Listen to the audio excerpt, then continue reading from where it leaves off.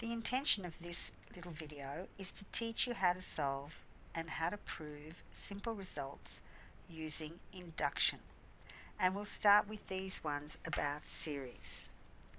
The first thing I would do if I saw this example here is to translate it into actually what we want to show. So looking at this, we can see that what we would like to prove is that the series 1 times 2 plus 2 times 3 plus 3 times 4 plus all the way up to n by n plus 1 can be summed using the formula n over 3, n plus 1, n plus 2. And let's think about our previous example with the houses as we do this. First we write proof by induction, because of course this is a very formal process. And we think, gosh, I don't even know if this is true. So we start with that in inverted commas, man on the corner, and our first part is to test the first value, which of course in this case is 1. And we see that when n equals 1, the left hand side is 1 times 2, which is 2. The right hand side is 1 over 3, 1 plus 1 by 1 plus 2, which is also 2. So therefore, definitely our result is true for n equals 1. Okay. Next, we do that little bit where we show about where we show that if it's true for one, it's true for the other. One house pink, next house pink. And we write the following. We say, assume true for some value of n, k, i.e., we assume that up to that value we can use the formula to sum this series. It's a fair assumption because we know it's true for n equals 1. We'd now like to show that if it's true for one, it's true for the next. One house pink, next house pink.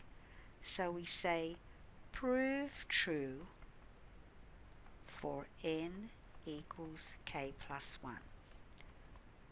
So what do we want to show? Oops. We'd like to show that if we now take it up to the next one, we can use the same formula. But of course then it would have k plus 1 terms. K plus 1 plus 1, k plus 1 plus 2. Okay, now we're making an assumption here. So we can say, well, this left hand side is going to be equal to k over 3, k plus 1, k plus 2, because that's what we're assuming, plus we're adding on the next term. And now we simplify and try and show that it's equal to the left hand side. Certainly this has a common factor.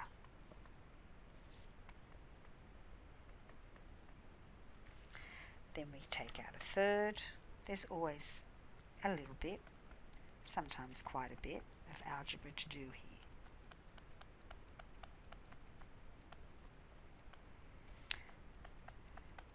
Oh, and this is equal to the right hand side.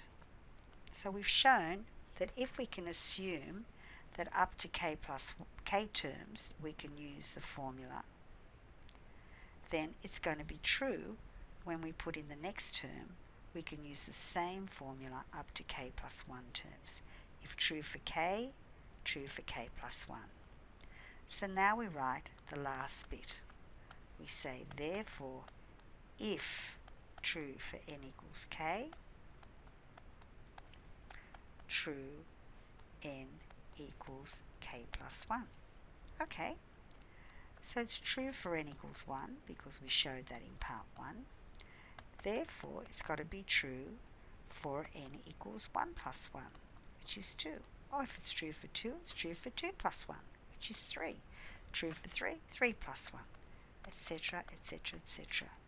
True for all positive integers n.